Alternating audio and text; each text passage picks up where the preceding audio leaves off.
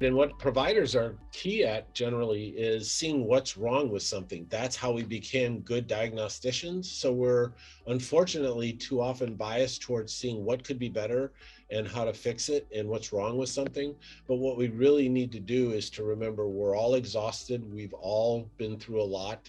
And the best way out of that process is to reflect on and focus on what's been good and how to make it better. And a lot of that has to do with when I go to work, is work the place I want to be?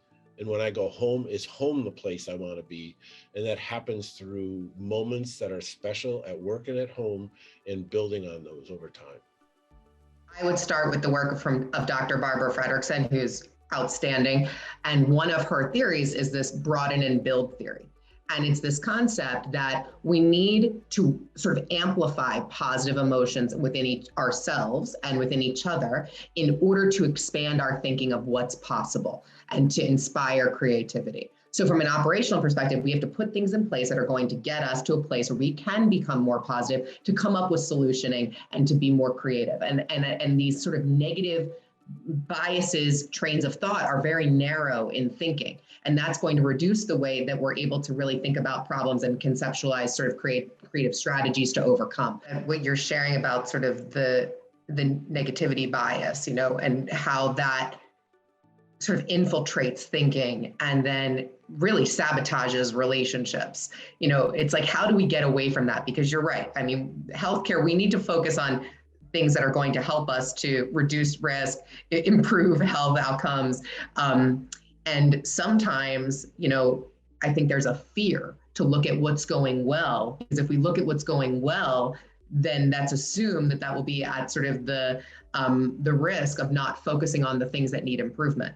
But what we know from data is that a person needs to hear 5 positives for every 1 critique in order to be able to actually make a behavior change. But in healthcare, I feel like we do it the opposite. We talk about all the things that are missing, and we forget about all of those good things that are going on. And like you said, Mike, a lot of them are sort of micro moments, like little things that are happening. And really, it's those little things that add up and can really transform and make systemic change. There's an old adage of like, what's the worst that could happen? I was walking in New York a couple of months ago and I saw an ad and it said, what's the best that could happen? If we can turn our thinking into something a little more like that, I'm not saying it's all rose-colored glasses over here. I'm very aware of the difficulties that exist, but if we can start to really think about and capturing those moments that exist that are really beautiful between people, we're going to start shifting our thinking into something that's more positive, and that will open up channels of creativity and solutioning that we've never seen before. The solutions exist with our healthcare workers.